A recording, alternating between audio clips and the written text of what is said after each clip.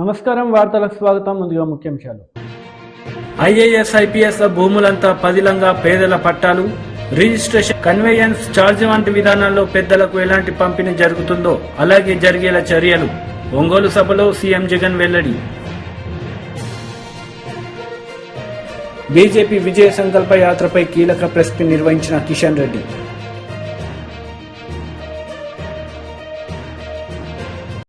Ongole public meeting లో CM YS Jaganmohan Reddy పాల్గొన్నారు. ఈ సందర్భంగా ఆయన ప్రసంగించారు. ఐఏఎస్ ఐపీఎస్ ల భూములంతా పదిలంగా పేదల పట్టాలు, రిజిస్ట్రేషన్, కన్వెన్షన్ ఛార్జ్ వంటి విధానాల్లో పేదలకు ఎలా పంపిణీ జరుగుతుందో అలాగే జరిగేలా చర్యలు. ఒంగోలు సభలో సీఎం జగన్. పేదలకు ఒక న్యాయం, పెద్దలకు మరో న్యాయం ఉండటానికి వీల్లేదని పేదలకిచ్చే ఇళ్ల పట్టాలను కూడా రాష్ట్రంలో ఐఏఎస్ అధికారులకు కానీ లేకపోతే ఎప్పుడైనా ఎమ్మెల్యేలకు ఇచ్చే పట్టాలు కానీ లేకపోతే ఇతర ప్రముఖులకు ఇచ్చే వాళ్లకు పట్టాలు ఇచ్చినప్పుడు వాళ్లకు ఏ నిబంధనలు అయితే వర్తిస్తాయో, ఏ నిబంధనలు అయితే వాళ్లకు పెడతామో అవే అటువంటి నిబంధనలే, అటువంటి రిజిస్ట్రేషన్ ఇచ్చి కన్వేయన్స్ డీడ్ ఇచ్చే కార్యక్రమమే మన పేదలందరికీ కూడా జరగాలి అని చెప్పి మొట్టమొదటిసారిగా రాష్ట్ర చరిత్రలో ఎప్పుడూ జరగని విధంగా ఏకంగా పేదలకిచ్చే ఇళ్ల పట్టాలను ఢీ పట్టాలుగా కాకుండా ఏకంగా రిజిస్ట్రేషన్ చేసి ఇచ్చే కార్యక్రమం జరుగుతా ఉంది ఇవాళ ఇక్కడ నుంచి. విద్యాశాఖ మంత్రి బొత్స సత్యనారాయణ మీడియా సమావేశం నిర్వహించారు. ఈ సందర్భంగా పలు అంశాలపై ఆయన మాట్లాడారు. ఖాళీ కూర్చుంటారా సార్? ఖాళీ కూర్చుంటారా? ఎక్కడో పెట్టుకోవాలి కదా, ఏదో సపరేట్ పెట్టుకోనియండి, తప్పే ఉంది. రాజకీయ పార్టీలు వాళ్ళ సాధువులా లేదా ఋషులా తపస్సు చేసుకుని ఇంట్లో కూర్చోవడానికి? రాజకీయ పార్టీ ఉన్నప్పుడు మరి సభలు సమావేశాలు పెట్టుకొని ఏదోలాగా మరి అది కూడా ఎప్పుడు చేస్తారు? మా సైడ్ అయితే, మా ఉత్తరాంధ్ర ప్రాంతం అయితే సంక్రాంతి వచ్చింది అనుకోండి, కొంతమంది వ్యవసాయాలు వేసుకొస్తారు. అలాగే వీరికి పండుగ చేసింది, ఇదో పండుగ. ఆ పండుగలాగే వీరికి ఎన్నికలు వస్తేనే పండుగ. కాబట్టి ఇప్పుడు ఎన్నికల ముందు వస్తుంటారు, వాళ్ళకి తగ్గట్టు వాళ్ళ వేష భాషలు, వాళ్ళకి హామభావాలు, వాళ్ళకున్న భాషని అన్నింటి ప్రజల ముందు నేను కాదన్నా రాజకీయ పార్టీలకి అని చెప్పాను. ఒక ప్రతిపక్షం కానీ తప్పు ఏంటి తప్పు అయితే అధికారంలో మేము ఉన్నప్పుడు మేము సంవత్సరం పొడుగుతా మేము ప్రజలతో మమేక్యం ఉంటాం కాబట్టి వెళ్తుంటాం ప్రతిపక్షాలకి ఏముంటాయి? ఎన్నికలప్పుడు తప్ప ఉట్టప్పుడు పని ఉండదు. దానికి ఇది పని ఎప్పుడు ఉంటుంది? ప్రభుత్వాలు విఫలమైతే ఉంటుంది. మేము ప్రభుత్వం మాది విఫలమైన ప్రభుత్వం కాదు, మాది సక్సెస్ఫుల్ ప్రభుత్వం. మాది ఈ రాష్ట్ర ప్రజలందరూ కూడా అందరూ ఆమోగ్యమైన ప్రభుత్వం మాది. అందరికీ ఏ అవసరం వచ్చినా దాన్ని సంక్షేమకి, అభివృద్ధికి మారుపేరుగా జరుగుతున్న 5 సంవత్సరాలు 4 సంవత్సరాలు 14 కాలంలో మా పరిపాలన విధానం అది. సో కాబట్టి వాళ్ళకి పని లేకుండా పోయింది 4 సంవత్సరాలు 10 నెలలు. ఇప్పుడు 2 నెలలైనా పోయి వాళ్ళు వేషం వేసుకొని మేకప్ వేసుకొని రాకుండా ఉండమంటే ఎలాగవుతుంది? ధర్మం అది? చెప్పండి. సరే అది పని వాళ్ళు కానివ్వండి, తప్పేముంది?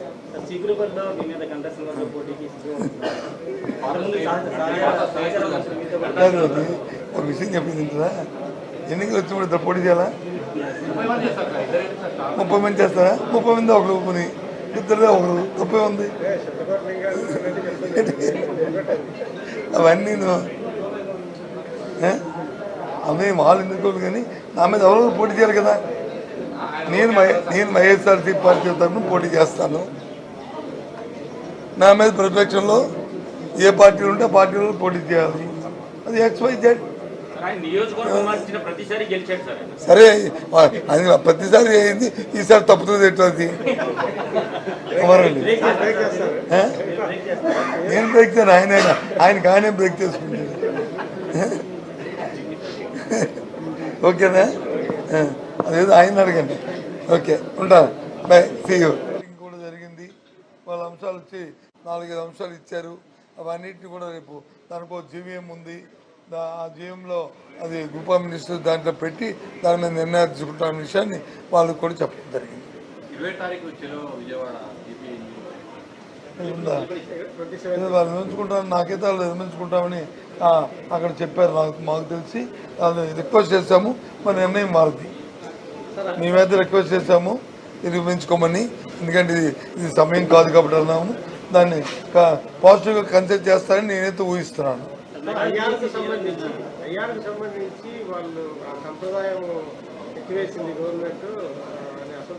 సంప్రదాయం అనేది ఒకటి ఆలోచించాలి. ఐఆర్ అంటే ఇంటీరియం రిలీఫ్. ఎప్పుడు ఇస్తారు ఇంటీరియం రిలీఫ్? పిఆర్సీ ఆలస్యమైతే ఇస్తారు. ఈ ప్రభుత్వం వచ్చిన తర్వాత గత ప్రభుత్వం, ఈ ప్రభుత్వంలో 2 సంవత్సరాలు వచ్చి మనకి కోవిడ్ వచ్చింది కాబట్టి అది ఆలస్యమైంది అప్పుడు. కాబట్టి అప్పుడు ఐఆర్ని ప్రకటించాం, దాని ప్రకారం చేస్తాం. ఇప్పుడు వచ్చి అవసరం లేదు, ఇన్ టైంలోనే పిఆర్సీ ఇస్తామని చెప్పినప్పుడు ఇంకా ఐఆర్ ఎందుకు? కొన్నాళ్ళ రేట్లో చేస్తామన్నప్పుడు ఇంకా ఐఆర్తో ఇంకా అది వస్తుందా? ఆ అంశం వస్తుందా కాదు. బీజేపీ విజయ సంకల్ప యాత్రపై బీజేపీ రాష్ట్ర అధ్యక్షుడు కిషన్ రెడ్డి మీడియా సమావేశం నిర్వహించారు. ఈ సందర్భంగా పలు అంశాలపై ఆయన మాట్లాడారు.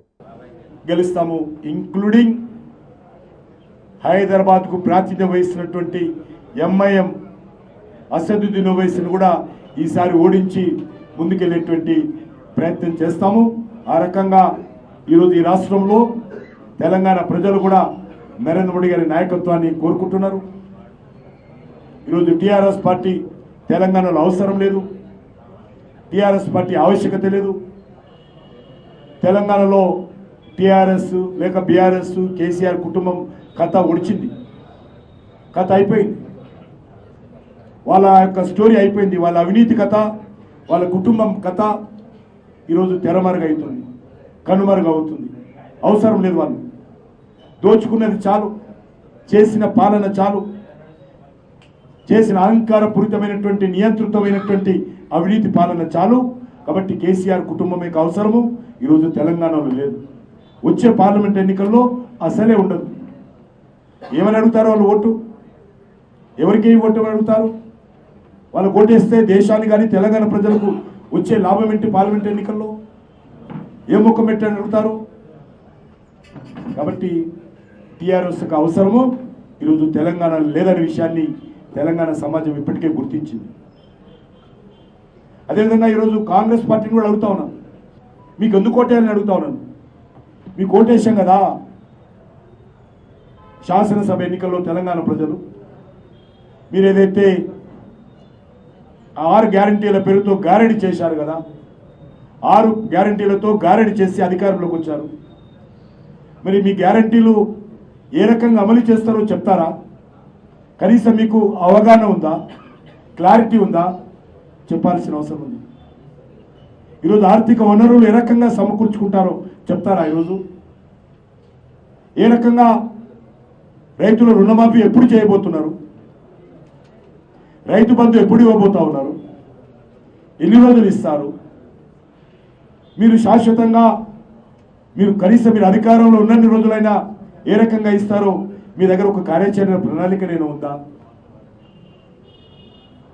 ఏరు దాటేంత వరకు మరి ఈరోజు ఏంటి మల్లయ్య, ఏరు దాటినంత బోడి మల్లయ్య అనే విధంగా ఉంది కాంగ్రెస్ పార్టీ ప్రభుత్వం. కాబట్టి ఈరోజు మనవి చేస్తా ఉన్నాను, ఖచ్చితంగా రానున్న రోజుల్లో కాంగ్రెస్ పార్టీ దేశంలో ఉన్నటువంటి 40 సీట్లు తగ్గించుంటే అవకాశం. వాళ్ళు పెట్టిన కూటమి బద్దలవుతా ఉంది. కాంగ్రెస్ పార్టీ నాయకులు కాంగ్రెస్ పార్టీని విడిచిపోతా ఉన్నారు. 2019కి ఇప్పుడు చూసినట్లయితే కాంగ్రెస్ పార్టీ మరింత బలహీనంగా ఉంది. ఇప్పుడు 3 రాష్ట్రాల అధికారంలో ఉంది. హిమాచల్ ప్రదేశ్ 4 సీట్లు బీజేపీ గెలుస్తారు.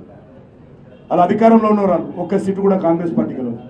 కర్ణాటకలో అధికారంలో ఉన్నారు, కర్ణాటకలో కూడా 25 సీట్లు బీజేపీ గెలుస్తుంది. తెలంగాణలో అధికారంలో ఉన్నారు, తెలంగాణలో కూడా మరి ఒక్క సీటు రావడం కూడా ఈరోజు కాంగ్రెస్ పార్టీ కష్టంగా ఉంటుంది. వాళ్ళు అనుకుంటున్నారు ఈరోజు వాళ్ళు ఏ ప్రాతిపదికన కాంగ్రెస్ ఓటేస్తే దేశానికి మేలు జరుగుతుందో చెప్పాలి.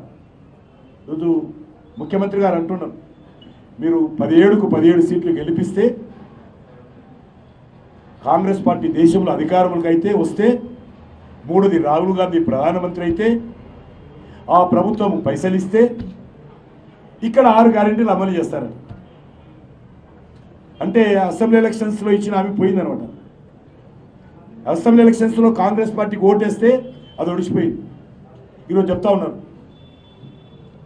తెలంగాణలో 17 సీట్లు గెలవాలా, నెంబర్ 1 అది అసాధ్యం, సాధ్యం కాదు. రాహుల్ గాంధీ తల కిందికి పెట్టి కాలు మీది పెట్టి తెలంగాణలో ఇంటింటికి తిరిగినా అది సాధ్యం కాదు. 17 సీట్లు గెలవరు. కాంగ్రెస్ పార్టీ అధికారంలో రావాలి, ఉన్న 40 సీట్లు పోతాయి, తగ్గుతాయి కానీ పెరిగే సమస్య లేదు. AP Congress chief YS Sharmila కీలక ప్రెస్ మీట్ నిర్వహించారు. ఈ సందర్భంగా పలు అంశాలపై ఆమె మాట్లాడారు. కూడా మొండి పట్టు పట్టి ధర్నాలు చేశాము, ఆఖరికి అరెస్ట్లు అయ్యాము, గాయపడ్డాము, అవమానపడ్డాం కూడా. ఇదంతా పర్వాలేదు, ఆంధ్ర రాష్ట్ర ప్రజల కోసం ఎంత వరకు వెళ్ళడానికైనా సిద్ధమే. ఈ ప్రయాణంలో భాగంగానే ఈరోజు ఇటు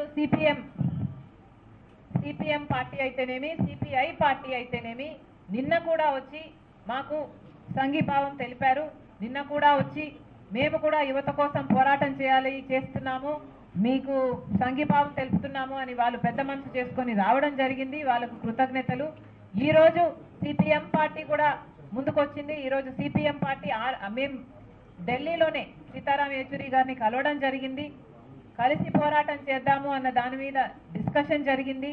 ఈరోజు 2 పార్టీలు, ఇటు శ్రీనివాసరావు గారు, రామకృష్ణ గారు అందరూ కలిసి వచ్చి వాళ్ళ డెలిగేషన్తో సహా వచ్చి మాకు అభినందనలు తెలియజేయడమే కాకుండా ఇప్పటి నుండి ఆంధ్ర రాష్ట్రానికి BJP party, Telugu Desam party, YCP party కలిసి ఉన్నాయి కాబట్టి, బీజేపీ పార్టీకి ఆ 2 పార్టీలు బి టీములుగా ఉన్నాయి కాబట్టి మేమందరము కలిసికట్టుగా పోరాటం చేయకపోతే ఈ పెద్ద పర్వతాలను దించడము అసాధ్యము. కాబట్టి మేమందరము కలిసి పనిచేయాలని నిర్ణయించుకున్నాం. ఈ రోజు నుంచి ప్రతి కార్యక్రమంలో, ప్రజా ఉద్యమంలో, ఇండియా కూటమిలో భాగమైన ఈ 2 పార్టీలు కూడా రాష్ట్ర స్థాయిలో కూడా ప్రతి కార్యక్రమంలో మేమందరము కలిసే ప్రజల తరఫున పోరాటం చేయాలని నిర్ణయించుకున్నాం. 26వ తేదీన కాంగ్రెస్ పార్టీ ప్రెసిడెంట్ ఖార్గే గారే వస్తున్నారు. 26వ తేదీన అనంతపూర్ టౌన్లో ఒక సభ జరగబోతుంది. ప్రజా సమస్యలను ఉద్దేశించి మాట్లాడబోతున్నాము. ప్రజా సమస్యల తరఫున పోరాటం చేస్తున్న ఈ పోరాటంలో మేము ఇటు సిపిఐ పార్టీని, సిపిఎం పార్టీని కూడా ఆహ్వానిస్తున్నాము. మీరు కూడా పాల్గొనండి. అందరం కలిసికట్టుగా పోరాటం చేద్దాము. ఇప్పటి నుండి ఆంధ్ర రాష్ట్రంలో ఎన్నికలు సమీపిస్తున్న సమయంలో మేమందరము కలిసికట్టుగా ఒక ఫోర్స్లా తయారు కాకపోతే బీజేపీనైనా, ఇక్కడ ఉన్న కేంద్రంలో ఉన్న బీజేపీనైనా, ఇక్కడ ఆంధ్ర రాష్ట్రంలో అధికారం అనుభవిస్తున్న వైసీపీనైనా కొట్టడం కష్టం. కాబట్టి మేమందరం కలిసే ప్రయాణం చేద్దామని నిర్ణయించుకున్నాం. Thank you. నేను పొత్తుల పైన చర్చలు జరగలేదు అంటే నేను మీకు అబద్ధాలు చెప్పిందని అవుతాను. నాకు అబద్ధాలు చెప్పడం ఇష్టం లేదు. మా చర్చలు జరుగుతున్నాయి. మేము కలిసి పోరాటం చేస్తున్నప్పుడు కలిసి పోటీ చేసే అవకాశాలు లేకపోలేదు. వీలైనంత వరకు మేము ఎక్కడికక్కడ ప్రజల సమస్యలను ఎత్తి చూపుతూ ప్రజలను రిప్రజెంట్ చేయాలి అంటే ప్రజాప్రతినిధులుగా కూడా తయారు కావడం ఇంపార్టెంట్. కాబట్టి పొత్తుల విషయంలో కూడా చర్చలు జరుగుతున్నాయి.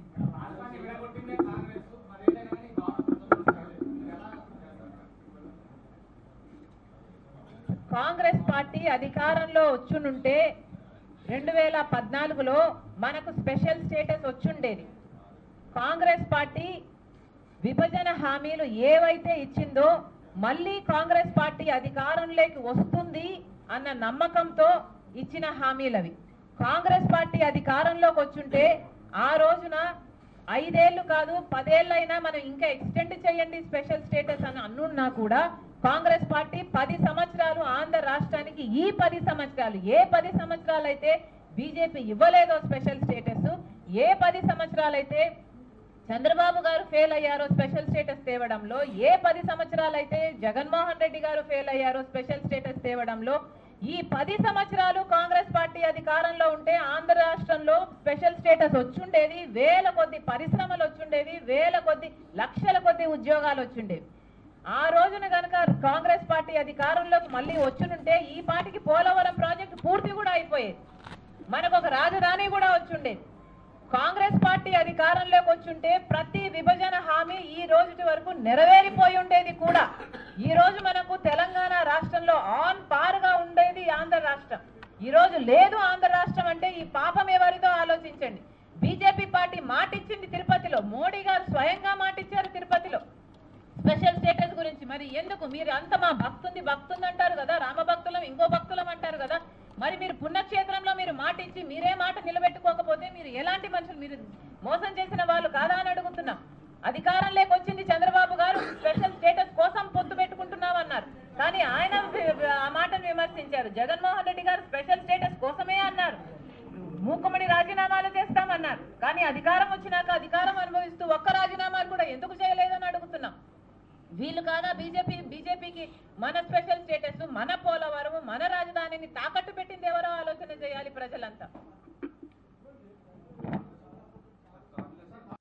మన తిరుపతిలో మోదీ గారు స్వయంగా వచ్చి 10 సంవత్సరాల స్పెషల్ స్టేటస్ ఆంధ్రప్రదేశ్ రాష్ట్రానికి ఇస్తాము అని చెప్పి Janasena party PSC chairman Nadendla Manohar media సమావేశం నిర్వహించారు. ఈ సందర్భంగా పలు అంశాలపై ఆయన మాట్లాడారు. విధంగా ఓ చక్కటి సభ, ఇరు పార్టీల నాయకులు, మా పార్టీ అధ్యక్షులు అనేక అంశాలపైన ప్రత్యేకంగా ప్రసంగించి రాబోయే రోజుల్లో ఆంధ్రప్రదేశ్కి మరొక్కసారి ఒక మంచి పరిపాలన తీసుకొచ్చే విధంగా, అభివృద్ధి జరిగే విధంగా, సంక్షేమం ఇంకా మెరుగైన సంక్షేమం జరిగే విధంగా, ప్రతి కుటుంబానికి మేలు జరిగే విధంగా ఏ విధంగా కంకణం కట్టుకుని ఈ పొత్తులో భాగంగా ముందుకెళ్తున్నాం వివరించడానికి ఇదో గొప్ప అవకాశంగా మేము భావిస్తున్నాం.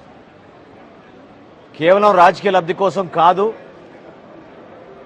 ఈ కలయిక అనేది ఆంధ్రప్రదేశ్ రాష్ట్ర భవిష్యత్తును దృష్టిలో పెట్టుకుని, అభివృద్ధిని దృష్టిలో పెట్టుకుని, భావితరాలను దృష్టిలో పెట్టుకుని పవన్ కళ్యాణ్ గారు, చంద్రబాబు నాయుడు గారు కలిసి ఒక మంచి ఆలోచనతోటి రాష్ట్ర ప్రజలకి రాబోయే రోజుల్లో పారదర్శకతతోటి, భవిష్యత్తులో దృష్టిలో పెట్టుకుని మంచి ప్రణాళికతోటి ప్రభుత్వం ఏర్పాటు చేయబోతున్నాం.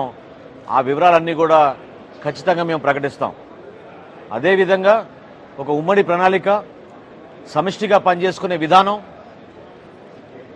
ఈ సభ ద్వారా రాష్ట్ర ప్రజలందరినీ కూడా మేము ఆహ్వానించడం, ప్రత్యేకంగా తెలుగుదేశం పార్టీ నాయకులకు, ప్రతి కుటుంబ సభ్యులకు మనస్ఫూర్తిగా ఈ సభకి వాళ్ళు కూడా వచ్చి హాజరవ్వాలని, కలిసి మనం చేసుకుంటున్న ఈ సభని విజయవంతం చేసే విధంగా ఉభయ గోదావరి జిల్లాలే కాకుండా రాష్ట్ర వ్యాప్తంగా పార్టీ ప్రతినిధులందరినీ కూడా ఆహ్వానించబోతున్నాం. వేదిక పైన సుమారు 500 మందితోటి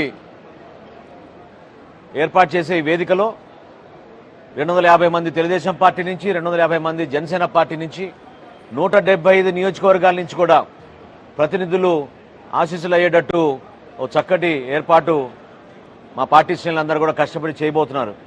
రాబోయే 3 రోజుల్లో ఈ ప్రాంతాన్ని మరింత సుందరవందనంగా తీర్చిదిద్ది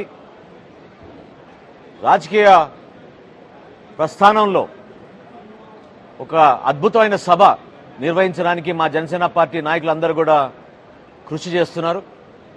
మరింత వేగంగా పనులు జరిగే విధంగా ప్రతి అంశం పైన ఒక మంచి ప్రణాళికతోటి, వచ్చిన వారికి తగిన ఏర్పాట్లు, దూర ప్రాంతాల నుంచి తరలి వస్తున్న వారికి పార్కింగ్ ఏర్పాట్లు, ఇటువంటి అంశాలపైన ఖచ్చితంగా లోతుగా మేము విశ్లేషించుకుని ఎక్కడ కూడా ఒక్క పొరపాటు లేకుండా సురక్షితంగా ప్రతి ఒక్కరూ వాళ్ళ గ్రామాలకు వాళ్ళు తిరిగి వెళ్ళే విధంగా ఏర్పాట్లన్నీ కూడా చేయబోతున్నాం. అదేవిధంగా జగన్మోహన్ రెడ్డి గారి పరిపాలన గురించి ప్రజలు విసుకెత్తిపోయి ఈ సభ ద్వారా వారి తరఫున గలం వినిపించే ప్రతి ఒక్కరిని కూడా వాళ్ళు మనస్ఫూర్తిగా అభినందించబోయే పరిస్థితి, సందర్భం ఖచ్చితంగా వచ్చింది. ఎన్నికల హడావుడంటే కేవలం ఎన్నికలప్పుడే కాకుండా ఎన్నికలకు జరగబోయే ఈ ప్రయాణం గురించి కూడా పవన్ కళ్యాణ్ గారు, చంద్రబాబు నాయుడు గారు ఖచ్చితంగా వివరిస్తారు. పేదలకి, సమాజంలో ఉన్న పెత్తందారుల కోసం మంత్రి కోసం మరి నిన్న 2 హెలికాప్టర్లు ప్రజాధనంతో తీసుకురావాల్సిన అవసరం ఏముందో చెప్పాలి. మేము ఈ రోజున ఖచ్చితంగా నిలదీస్తున్నాం. భారతదేశంలో ఎన్నికలప్పుడు సెక్యూరిటీ రీజన్స్ తోటి కేవలం ఒక ప్రధానమంత్రికే ఉంది అవకాశం ప్రభుత్వ హెలికాప్టర్లు వాడడానికి. ఎందుకు ఈ రోజున ముఖ్యమంత్రి ఆయన సెక్యూరిటీ కోసం ఇబ్బందులు పడుతున్నాడని, ఆయన ప్రాణం కోసం దిగిపోయే 45 రోజుల ముందు బీజేపీ నేత లక్ష్మణ్ ప్రెస్ మీట్ నిర్వహించారు. ఈ సందర్భంగా ఇరు పార్టీలపై ఆయన మండిపడ్డారు. దిశగా పరిశోధనలు జరిగేందుకు కూడా అవకాశాలు పుష్కలంగా ఉన్నటువంటి అంశంగా దేశంలోనే ప్రతిష్టాత్మకమైనటువంటి All India Institute of Medical Science మరి ఇవాళ బీబీనగర్లో ఈ పాటికే ప్రారంభించి ఏ రకంగా ఇవాళ పేదలకు ఈ యొక్క మొత్తం తెలంగాణ మరి ప్రజలకు అందుబాటులో తీసుకురావడం, ఈ రకంగా దాదాపు 50,848 కోట్లతో తెలంగాణలో 15 కొత్త రైల్వే లైన్లు, అంతర్జాతీయ స్థాయిలతో రైల్వే స్టేషన్ల మార్పు, అమృత్ భారత్ స్టేషన్ స్కీమ్లో భాగంగా రైల్వే స్టేషన్ల రూపురేఖలు, మొన్న కొత్తగా కొమ్మరవెల్లి ఏదైతే ఇవాళ ఆ యాదవులు, కుర్మలు మరి ఆరాధ్య దైవంగా భావించేటువంటి ఆ కొమ్మరవెల్లి ఆ యొక్క జాతరకు మరి పర్యాటకులను, భక్తులు ఏదైతే దోహదపడే విధంగా ఒక ఎర్రబల్లి మన రైల్వే స్టేషన్ కూడా అక్కడ మరి శంకుస్థాపన చేయడం జరిగింది. కాబట్టి ఈ స్టేషన్లే కాకుండా జిల్లా నగరాల్లోనే కాకుండా మండల కేంద్రాల్లో కూడా రైల్వే స్టేషన్ల కోసం మోదీ ప్రభుత్వం అంటే ఒకవైపు రైల్వేస్, హైవేస్ 1,04,000 కోట్లతో నేషనల్ హైవేస్ తెలంగాణలో, 21,000 కోట్లకు హైదరాబాద్ చుట్టూ రింగ్ రోడ్ మంజూరు. ఇవన్నీ కూడా కేంద్ర ప్రభుత్వం 715 కోట్లతో సికింద్రాబాద్ రైల్వే స్టేషన్ అత్యంత ఆధునిక సౌకర్యాలతో దాన్ని పూర్తిగా మళ్ళీ నిర్మించడం, 220 కోట్లతో చర్లపల్లి టెర్మినల్ అభివృద్ధి చేస్తా ఉన్నారు. ఈ రకమైనటువంటి అభివృద్ధి కార్యక్రమాలు చేస్తూ ఉంటే తెలంగాణలో 40 లక్షల మంది రైతులకు ఇవాళ మరి కిసాన్ సమ్మాన్ నిధి కింద సహాయం చేయడం, దాంతోపాటు 10 కోట్ల మరి ఉజ్వల గ్యాస్ కింద దేశవ్యాప్తంగా కూడా మహిళలకు మరి ఉచితంగా గ్యాస్ ఇస్తే తెలంగాణలో 11 లక్షల మంది మహిళలు లబ్ధి పొందిన విషయం.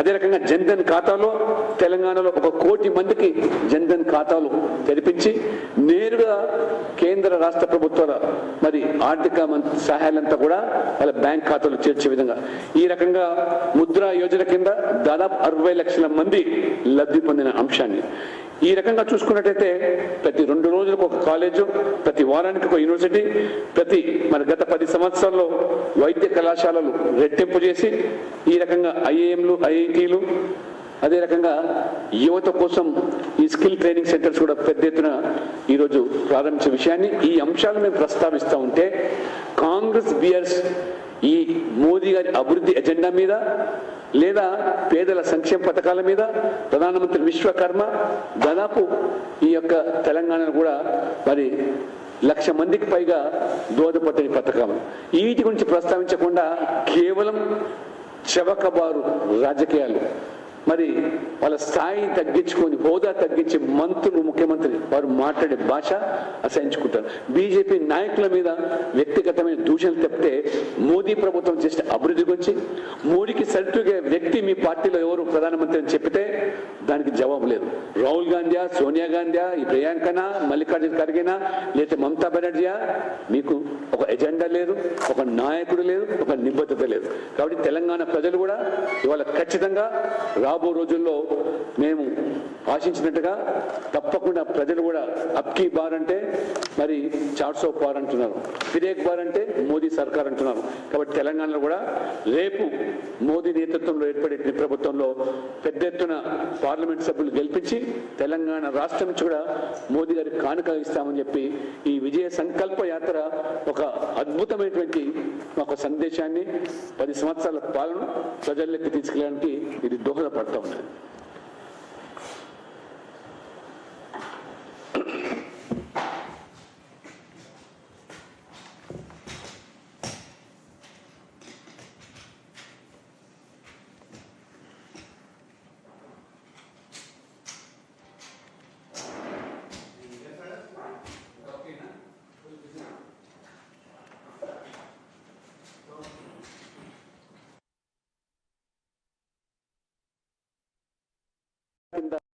ఈ రెండు పార్టీలు నలిగిపోవడం కూడా ఖాయం. ఎందుకంటే బీఆర్ఎస్ ప్రభుత్వంలో జరిగినటువంటి అవినీతి, దోపిడీ, ప్రజా సొమ్మును లూటి చేసి ఆ రకంగా మరి ఎన్నికల సమయంలో ఈ అంశాలను ప్రస్తావించే కాంగ్రెస్ పార్టీ ఇప్పుడు ఎందుకు ఇవాళ ఈ కాంగ్రెస్ పార్టీ ఈ అవినీతులను పరులను కాపాడేలా కాపలా రాస్తుందనేటువంటి భావన ఇవాళ సర్వత్రా పల్లెలు కూడా వ్యక్తమవుతుంది. మీరు ఎన్నికల ముందు వార్తలు ముగించే ముందు ముఖ్యాంశాలు మరోసారి. ఐఏఎస్ ఐపీఎస్ భూములంతా పదిలంగా పేదల పట్టాలు, రిజిస్ట్రేషన్, కన్వేయన్స్ ఛార్జ్ వంటి విధానాల్లో పెద్దలకు ఎలాంటి పంపిణీ జరుగుతుందో అలాగే జరిగేలా చర్యలు. ఒంగోలు సభలో సీఎం జగన్ వెల్లడి. బీజేపీ విజయ సంకల్ప యాత్రపై కీలక ప్రెస్ మీట్ నిర్వహించిన కిషన్ రెడ్డి.